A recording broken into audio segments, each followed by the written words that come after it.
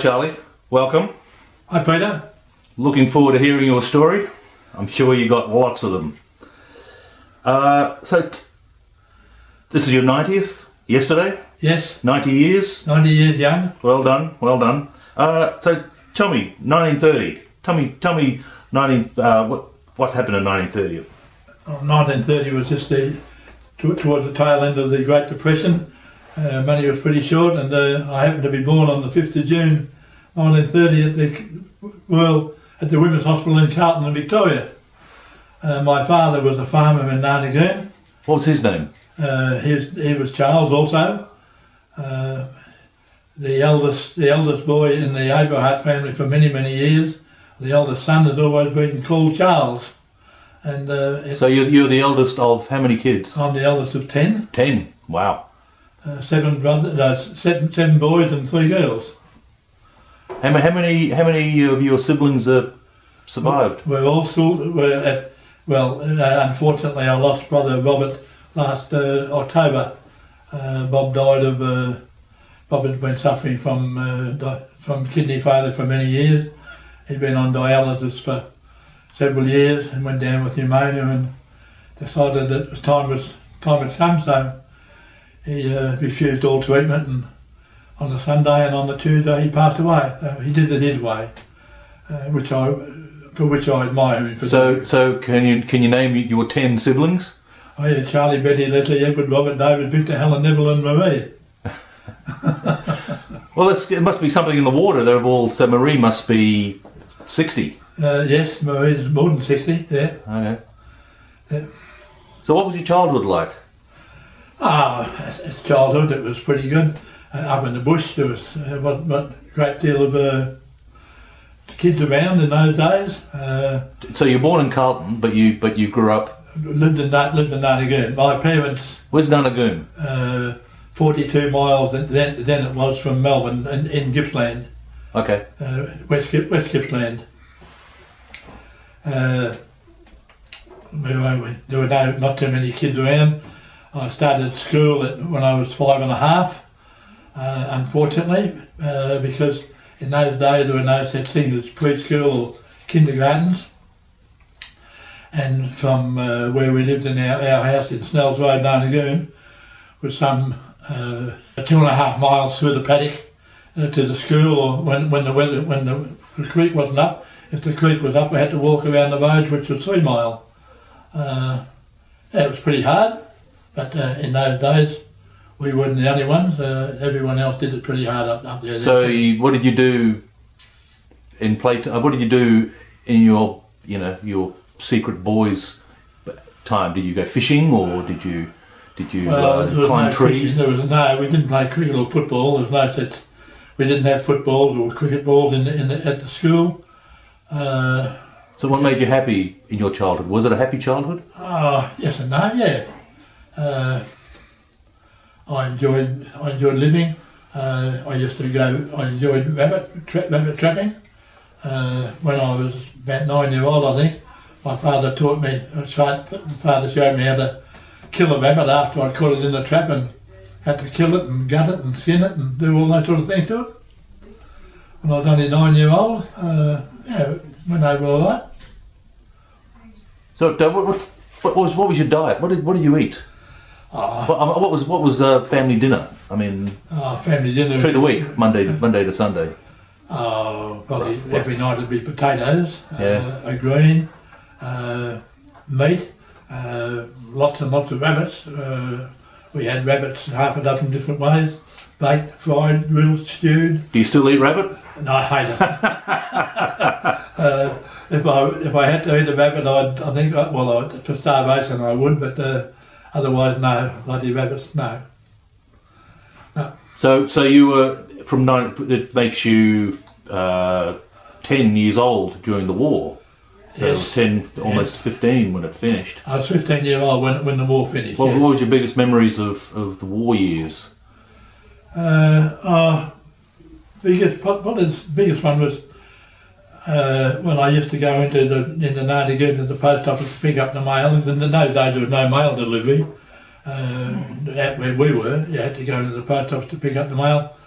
And one of the biggest things I can remember was seeing a map of Australia with this horrible looking Japanese fellow coming down with his hands out saying, "He's coming to get you." And that used to that frightened me a lot. I remember seeing some men around the place in army uniforms. When I started school, my Sunday school teachers, Mrs McGuinness, her son Stuart, had only just, I started school one year and Stuart finished the next. He matriculated and joined the Air Force, went to Canada, did his air training over there, and on the, I think it's the 4th of April or 4th of May 1941, when I was 11, he was killed he was a Spitfire pilot and got shot up over the channel and crash landed back in England, but he didn't survive the crash and he was killed. That hit hard and pretty hard. Another friend of mine, his father was in the army, he was taken prisoner of war in Crete over in Europe. That hit pretty hard too. But still, we got by, we survived. So what was your strongest memory of your, your first 10 years? Oh, it's hard to say, Peter. Just to look forward to going down to Ashburton to my grandparents' place, Percy Cutts and them, seeing my cousins, uncle. Well, in those days they weren't my cousins; they were my uncles, weren't they? My uncle Ted and my mum's brothers, Uncle Ted and Uncle Eric. We became, even though Ted was only a couple of 3 years older than me, we became pretty good mates. Yeah. Were you close to your mother and father? Were you close to my mother? Yeah, father. Father treated me as. Now, father and I never got on well together at all. I think from looking back over the way things were worked out, I was probably born on the wrong side of the sheets, but that didn't matter. Yeah. Okay, so now we're in your teens now. Yes. So it's 1945 onwards. Yep.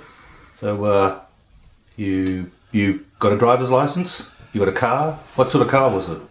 My first car was a 1924 model Morris Cowley, single seater with a dicky seat in the back. But before then, when I turned 18, I bought a motorbike, a water disposal Indian, which I had for probably 12 months or so before I traded it in on a more modern 350 Triumph motorbike, which I had for many years until just before I got married. I sold that and then bought the Morris Cowley. Nice. Yeah. When did you get married? Married on the 9th of May 1953. I was 23 years of age and June was 18. And June came from, you met her, she a local girl? I was local to a degree. I was living at Doveton at the time and June was living at the Springvale Cemetery. Her father was in charge of the crematorium there at the time. That's how we met at the dance at Dandenong Town Hall. Yeah, things went on from there and yeah, we got married. And all your family went to the wedding? Yes, okay. Yeah. Everybody loved it? Well, all the family, not all of them, because some of them, when I was married, Marie wasn't born. I don't think Alan was born either. Or Neville, yeah, somewhere. So you got married and moved out? Got married and moved out to Noble Park, where we were, before we were married, in those days money was very hard to get, and we lived in what they used to call a bungalow at the back of someone's house. It was basically a converted garage. It had one room. I think they call them granny flats now. Yeah, granny flats, yeah, that's right. But we lived there and till we saved up enough money to buy a block of land. Bought a block of land in Noble Park with another bungalow on it and lived in that.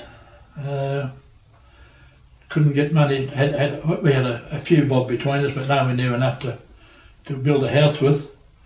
And at the time I was a member of the Dandelion Motorcycle Club, where we used to go away on trips and stuff like this. Also got into the habit of racing my motorbike, my little 350 Triumph in road races and the scrambles and things. And a good friend of mine joined the police force, and Mick was very instrumental in me joining the police force, because he said, Charlie, if you join the police force, you'll get yourself, you can get into, be taken up as a, what do you call it, you can be get a share in a housing commission, housing cooperative loan, which in those days you could get a loan of up to £5,000, providing you owned a block of land, which we owned a block of land. So I had to go to the police force. Missed out the first month, but I was in the CMF at the time and knew a little bit about discipline and stuff.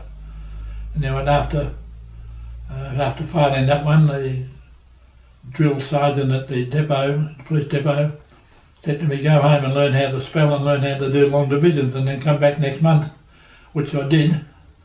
But I passed the spelling test okay, but I failed on the arithmetic.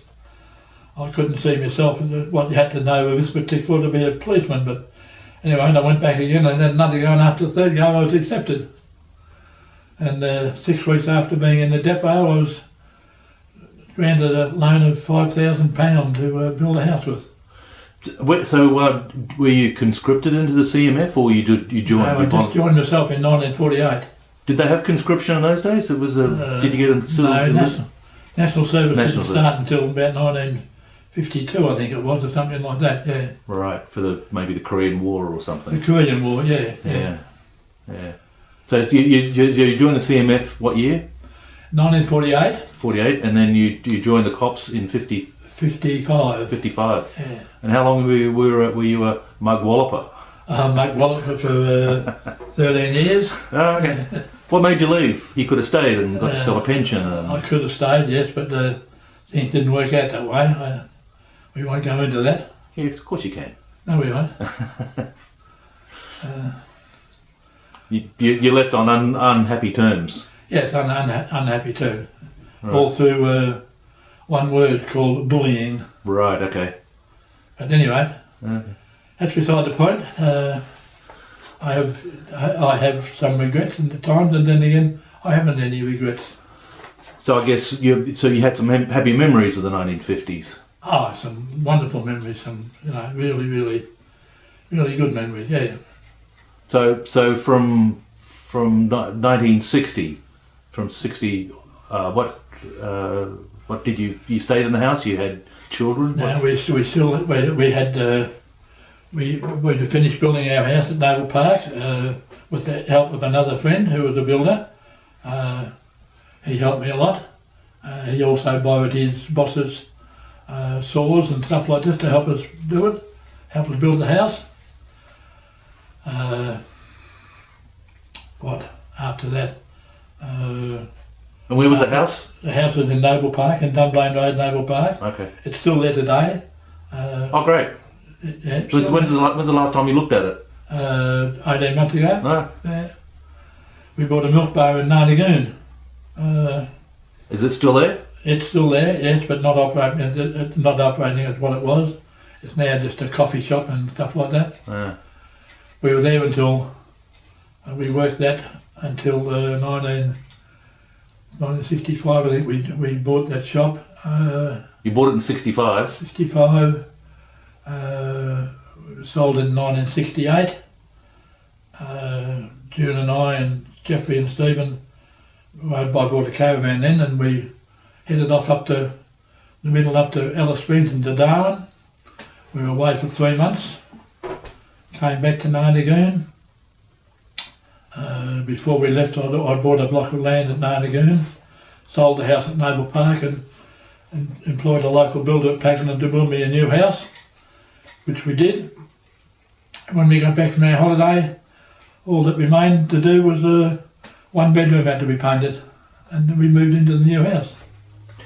What made you sell the milk bar? You had enough of the business, or? Oh well, 3 years, yeah, it was enough. 7 days a week, 7 o'clock in the morning till sometimes 9 or 10 or 11 o'clock at night. So what was the favourite thing that the customers liked? Was there a favourite milkshake, or a burger, or? No, our specialty used to be a passion fruit spider. Passion fruit what? Spider. What's that? It's a bottle of Passiona. Yeah. Passion fruit flavoured drink. Yeah.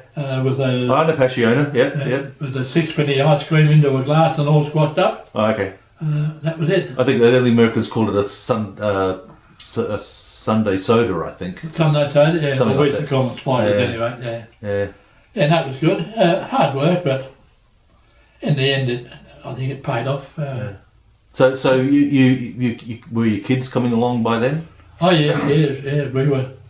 The kids were quite. They were going to school then. Yeah, we were going. Yeah. So how many children did you?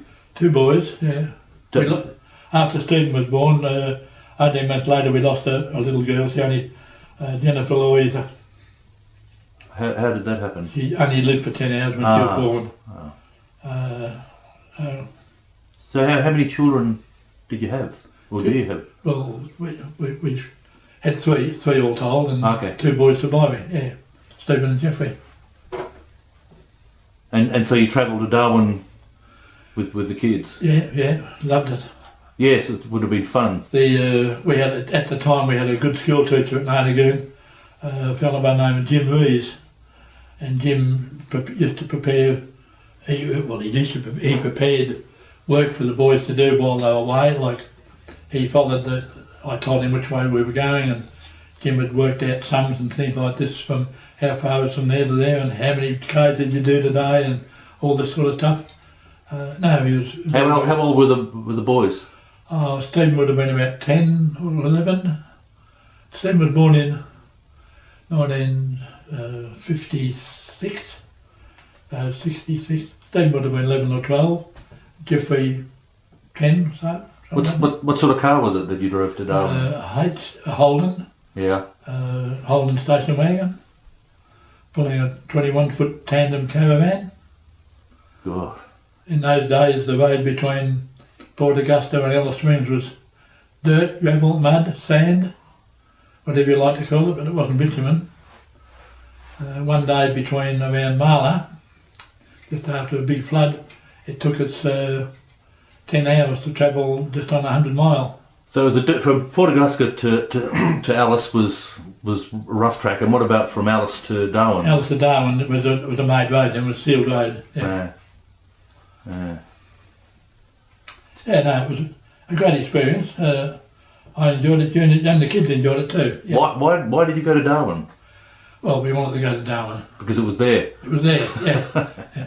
It was a challenge. That was what we set when we started the shop, there were no holidays to have, you know. I went for 3 years without a break. You break, you get to Saturday afternoon, you go to the local footy or something like that. But no, it was good.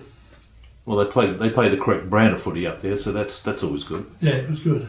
Okay, so now we're into the 60s, going into the 70s. So you came back. Came back to Narnagoon, and for a while I worked for a friend. I didn't know what sort of work I was going to do. I didn't have a trade or anything like that. I thought I'd just settle along to do a labourer, drive trucks or do something like that. A friend of mine got a contract to cart hay up at Warwicknaville in the Wimmera, and asked me if I'd go along with him, which we did. Graham Edwards and his 2 brother-in-laws. We went up to Wimmera for over Christmas. We got home for Christmas Day in a couple of days, but that went on. And then when the hay season cut out, I was fortunate enough in meeting another friend of mine asked me You took your family up there with you? Or? Oh no, just June and the boys stayed home. Another friend of mine asked me one day if I'd interested in a job at the local potato factory as a factory foreman, in charge of the production. And I said, do you think I could do it? He said, of course you could. So I started there, and I was there for 2.5 years.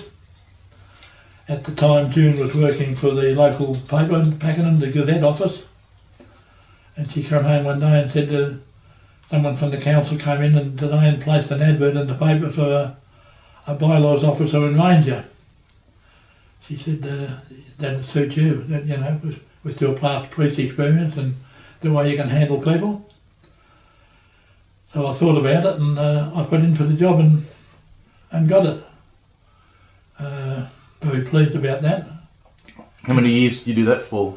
Well, I did that for 7 years at Pakenham, and in the meantime, while I was there after about 3.5, 4 years as a bylaws officer and ranger, I was asked by the Shire engineer if I'd consider going from the Secretary's Department to the Engineering Department as a town planning inspector, checking on all the conditions of town planning permits and stuff like that. He said to get me more money, which in those days I was earning about $11,000 a year. And what year was that, roughly? It would have been 1975. Okay. I took it on. I went to, I did a course at the Royal Melbourne Institute of Technology in town planning and surveying, which resulted in every Friday night I used to go from Pakenham to RMIT in Melbourne for 2.5 hour lectures. I did that for 2 years, got through with flying colours. Well, not flying, I passed my exam. And I was looking for some more money. Other places, other councils and things were advertising the same job as what I was doing with $3,000 and $4,000 a year more than what I was getting. I put it to the council and they said no.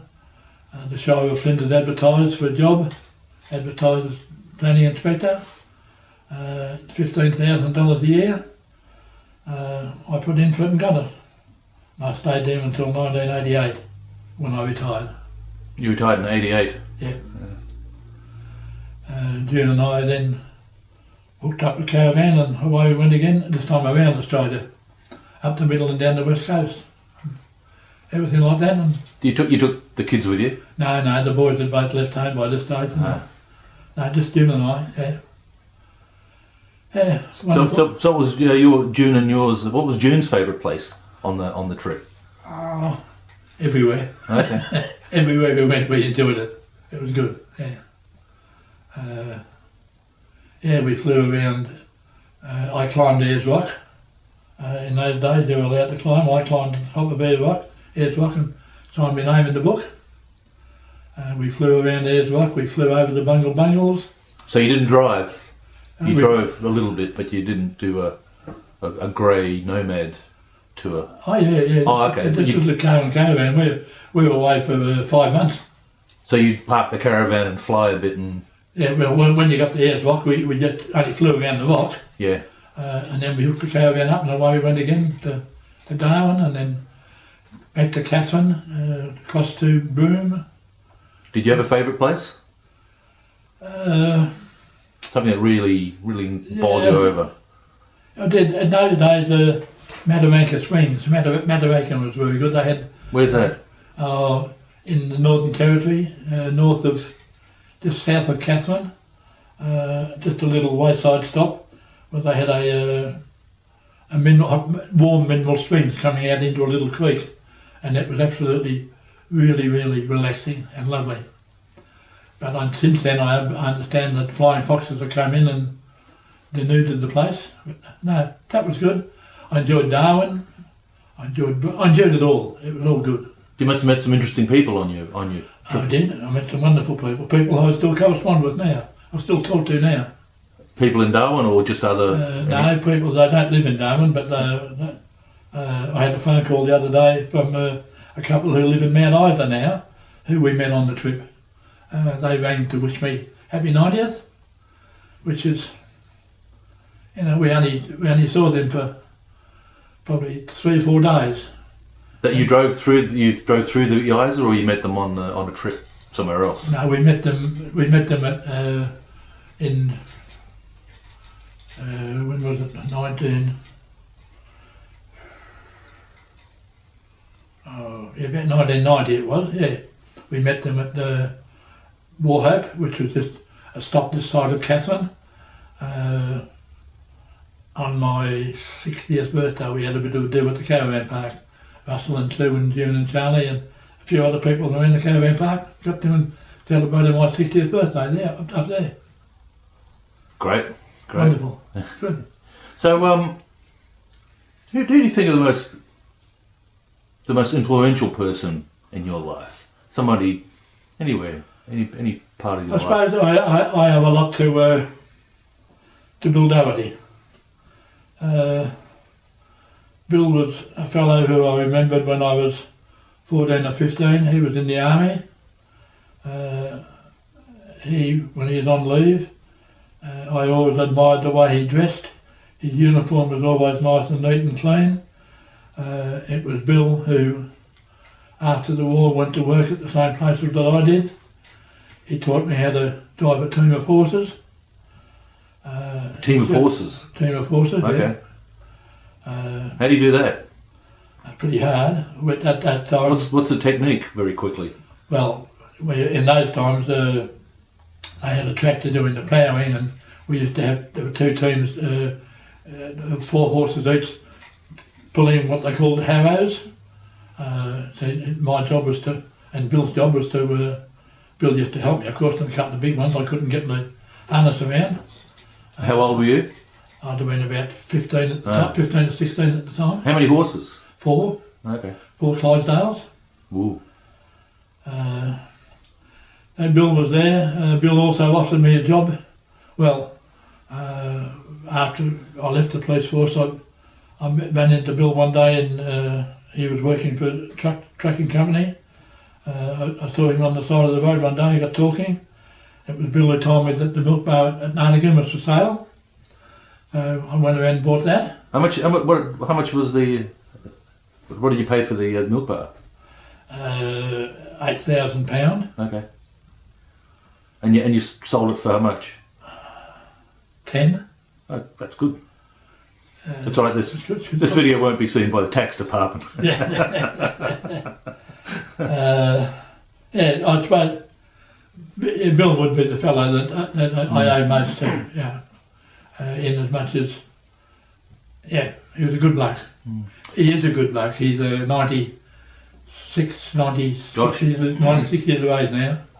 Put himself into care, and he's enjoying it up there, but I haven't seen him for a while on account of the lockdown.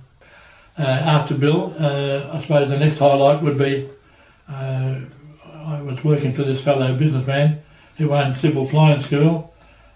He took me for a flight one day in his Cessna.